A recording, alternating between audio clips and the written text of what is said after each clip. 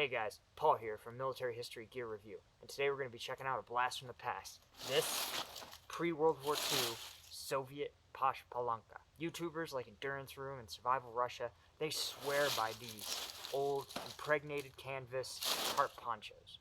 Right, so I picked this up for about 30 bucks on Amazon. We're going to put it to the test today. I'm going to be wearing it as a poncho.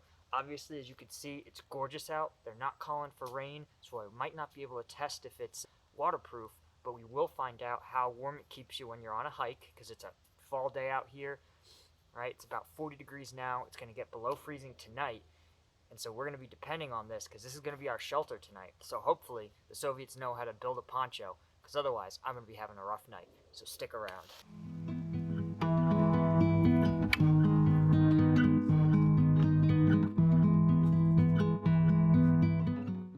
Alright, we're going to show you guys how to convert your Plash Palatka into its poncho configuration, okay? So first we're going to take this leather grommet here, and you know this is pre-World War II because after about the 60s or 70s, these became metal grommets. You're going to find your toggle in the center of your Plash Palatka, this little wooden toggle here, and you're just going to slide it through and get it in there, right? Your next step is to find these two canvas tabs right here and right here, okay? And you're going to take them and you're going to throw it around your shoulders, nice and comfortable. You're going to start to cinch it down tight.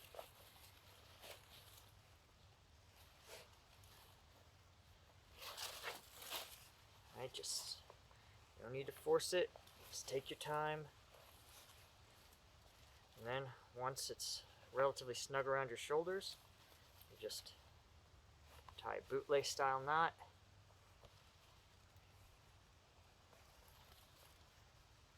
And there you go. Right. Next, we got to put the hood up. Okay. Take this tab on your hood and fold it under. I have put it right back by the nape of my neck.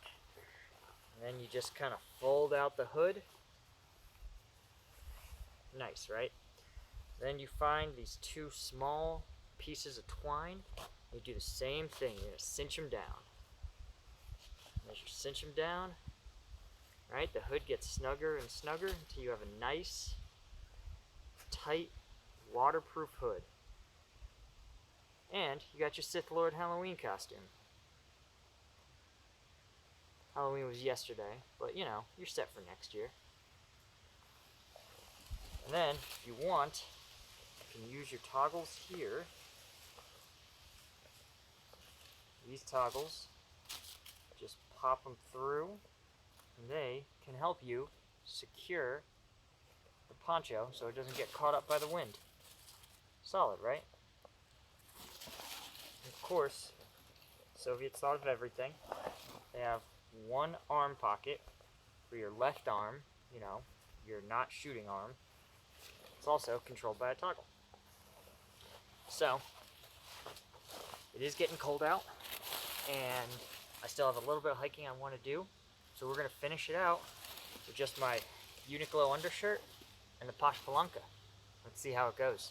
So I've been hiking a little bit with this Plash Palatka. As you can see from my humpback, I've got my pack on underneath it, which is great for rain gear, especially when you have a canvas pack. If it rains, all your stuff is going to get soaked. And even if you stay dry, your stuff is going to be ruined. So that's a perk. In terms of keeping it warm, it's an improvement. I'm definitely warmer than wearing nothing. But there really is a draft that comes up through your legs on this poncho that you just doesn't feel good. I know the Army's poncho, admittedly, is much thinner, but it has a drawstring that you're meant to cinch around your waist to keep that updraft from messing with you too badly. But still, overall, if it was raining, I sure would be glad to have this. So far, so good. So I got this set up, so let's check it out.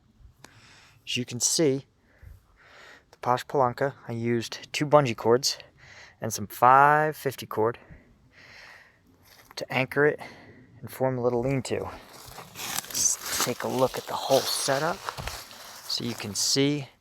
I've got the big old rock face, right? And we've got the lean-to up against it.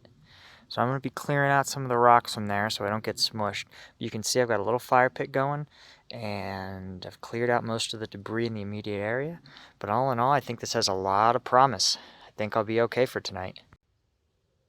The Plash Palatka was first designed and manufactured in 1936 and was continuously produced with only minor upgrades until the fall of the USSR nearly 50 years later.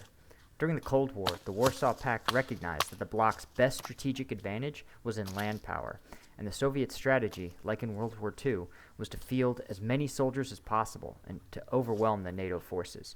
This meant that the Soviets felt they needed a standing army of over 6 million soldiers by 1975.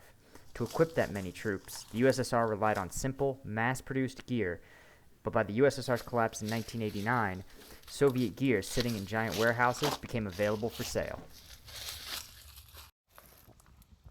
Fire is finally going. Hot chocolate might be the ultimate morale boost when you're camping in the middle of nowhere and it's freezing. You know, hot chocolate just makes everything better. Well, guys, it's about 7:15 in the morning. Pretty much packed up camp at this point. All in all, it was a pretty cold night last night, but I feel like between the Palatka, the fire, just my ground tarp setup, I stayed pretty warm. Sleeping on an incline, not my greatest decision, but you know, I think the trade-off was worth it to get at this heat shield rock wall. Let's break down the good and the bad. The good: this thing is multi-purpose. It functions well as a poncho. It's comfortable. It'll hold your heat in. It's presumably pretty water resistant. It's pretty easy to set up. It also functions great as a improvised shelter. No complaints there. It's tough. It's resilient. Right, you can get it snagged on a tree branch, get some hot embers on it, and it'll just shuck them off. Right? It's also cheap. This is $30 on Amazon, and while it's not the cheapest poncho, anything you get cheaper, you risk being just a terribly manufactured, paper-thin piece of garbage. Of course, the downsides. Downsides are this doesn't do any of these functions great. As an improvised shelter, it was a little small. I'm 5'11", and it's about 6 feet across, so if I was just a little bit outside or inside, my feet would stick out and get caught in the wind, which just sort of sucks. Also, it's not a great poncho. I would worry honestly about this getting really soaked in like a torrential downpour. I don't think it would keep me dry. I think it would absorb some of that water and then transfer it to the backpack into my clothes. So, again, for light or medium rain, absolutely. But for a heavy rainstorm, I would have some doubts. So all in all, I think you should definitely consider picking this up if you are a beginner and intermediate camper. You're looking for something that is, lightweight, multi-purpose, easy to use, and will serve a lot of functions in your pack. It's only 2.2 pounds, so again, not the lightest poncho, but if you're considering that you could either do a poncho, a shelter half, a ground tarp, and a ruck cover, or just a Plash Palatka might come out on top. So that's all I got for you guys today. I'm going to be hiking back out of here, getting warmed up, hopefully shedding some of this cold weather gear, and I will see you guys next time on Military History Gear Review.